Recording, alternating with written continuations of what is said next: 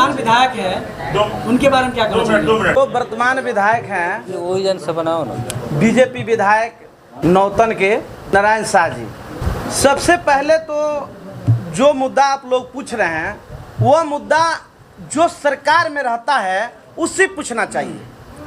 मैं एक जिला पार्षद हूं और मैं वीआईपी पार्टी का जिला प्रभारी हूं। अगर हम क्षेत्र में जाते हैं तो हमारे क्षेत्र का लोग हमसे पूछेगा कि आपने 5 साल में क्या किया है, इस मुद्दा पे क्या किया। हमने उनकी अपनी उपलब्धियां गिनाएंगे कि हमने 5 साल में क्या किया। हमने रोड बनवाए, नाले बनवाए, छठ घाट बनवाए, हमने इस समस्या को दूर किया।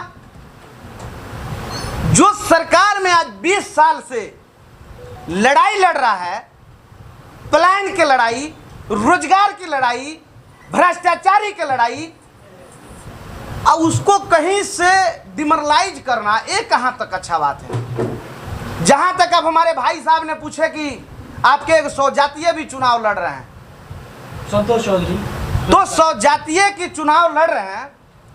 मैं उनका जवाब देना चाहता हूं कि 100 जातीय को कोई हम लोग विरोध किए हैं? आज 100 जातीय तो जात पात की राजनीति नहीं कर रहे हैं। उनका नेता वो तो जात पात की राजनीति नहीं कर रहे हैं, तो जात पात से तो कोई फर्क नहीं है। उनका अगर कहीं वोट अगर मिल रहा है, चाहे कोई कर रहा, हमारा वीआईपी का नेता उनका अगर एक भी जगह कोई विरोध किया है तो आप बता दीजिए, क्यों विरोध करेंगे भाई? वह एक मुखिया है, उनका हम क्यों विरोध करेंगे?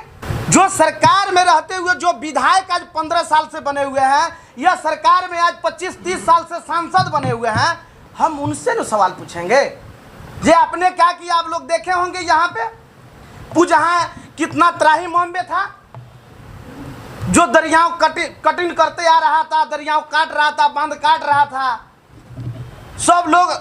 आप इतना बताइए, डबल इंजन का सरकार आपका यहाँ 20 साल से चल रहा है, कभी इधर कभी उधर। आप एक पुजहा को पक्कीकरण बांध नहीं कर पाए, तब जाकर वहां लोगों को आश्वासन देते हैं अब की बार में करेंगे, अब की बार में करेंगे। अरे कितने बार आप झूठा वादा करिएगा भाई? ये वादा थोड़े ना चलने वाला है। आपने जो काम किया उसकी उपलब्धि गिनाइए। हमारे नेता आदरणीय तेजस्वी यादव जी ने अगर 17 महीना में नौकरियां दिया, सब चीज किए, उसका उपलब्धि गिनाते हमने यह चीज किया। हमारे सन्नप मला आदरणीय मुकेश सहनी जी ने, ये आप देखे होंगे जब मत्स्य मंत्री थे, वो पशुपालन मंत्री थे, तो जो सुधा केंद्र है उनकी योजना ले आया हुआ है। और इतना ना योजना पे वो काम करना चालू किए, जो इस सरकार में जो एनडीए की सरकार है उनको हजम नहीं हुआ। यह ऐसे हजम नहीं हुआ कि एक अति पिछड़ा का बेटा इतना आगे निकल रहा है, इसको डिमोरलाइज किस तरह किया जाए। यह सरकार ने डिमोरलाइज किया और उनको कहीं का भी नहीं छोड़ा। हमारे विधायक को खरीदने का काम किया। ये कहां तक उचित है भाई? मैं आप सभी मीडिया बंधुओं से पूछना चाहता हूं, आप सभी ने, जनता ने, जनार्दन ने,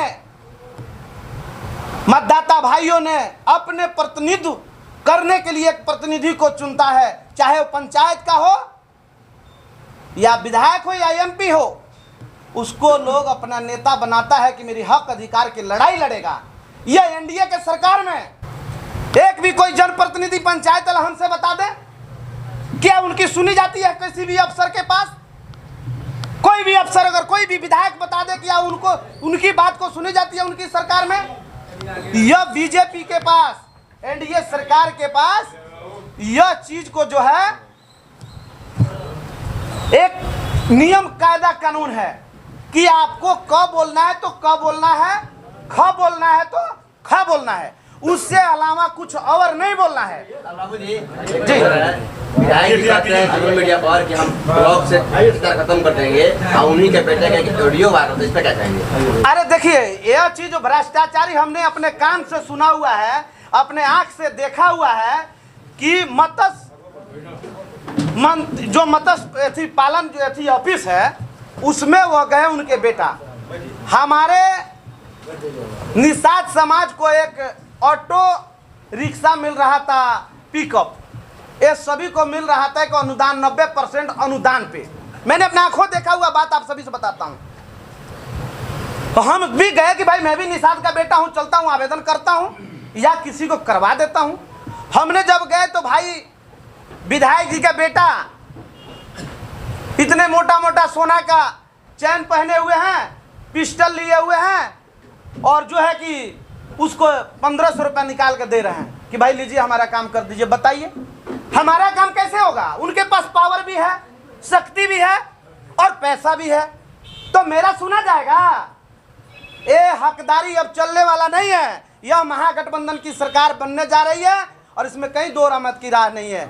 और आप सभी से मैं वादा करता हूं, जैसे सरकार की बदलाव की लहर है, सरकार नया बनेगा और उसके बाद सब चीज प्लान खत्म होगा। तो इसका मतलब अभी आपने जो कहा है कि मंत्री के बेटा जेब से 1500 रुपए निकाल के दिया अधिकारी को, इसका मतलब आप सीधे तौर पे ये कह रहे हैं कि बिहार के अधिकारी घूसखोरी में अरे मैं तो यह तो हमेशा स्पष्ट रूप से कहता हूँ, मैं जिला पार्षद हूँ ना, मुझे 4 साल हो गया जिला पार्षद रहते हुए, और मैं जब अपनी अधिकार की खोजना चालू किया तो मुझे जेल भेज दिया गया इस सरकार में। मैं जेल भी गया और मैं किसके लिए जेल गया भाई? मैं अपनी हक और अधिकार के लिए लड़ाई लड़ रहा था। इस अधिकारी ने हमको जेल भेज दिया कि अब भाई आपकी प्रतिनिधि का कोई बात सुना नहीं जाएगा। और यही लालू यादव की जब सरकार थी, हर प्रतिनिधि का आवाज एक बुलंदियों से सुना जाता था। आप लोग भी देखते होंगे, माने आप लोग कह नहीं सकते हैं, हर ऑफिस में आप लोग जाते हैं और हर ऑफिस में हमने जिला परिषद में मुर्दाबाद जिंदाबाद लगाया। डीएम ऑफिस के सामने किसी भाई ने हमारे न्यूज चैनल पे नहीं चलाया। ये मुझे बहुत दुख है जो आप सभी के सामने में कह रहा हूँ आज। क्या इस ऑडियो वायरल पे उन पे कार्रवाई होना चाहिए कि नहीं चाहिए? वो तो आप देखेंगे, पूरा वायरल था, सरकार भी देखा। उन पे तो मैं चाहता हूं कि कार्रवाई हो।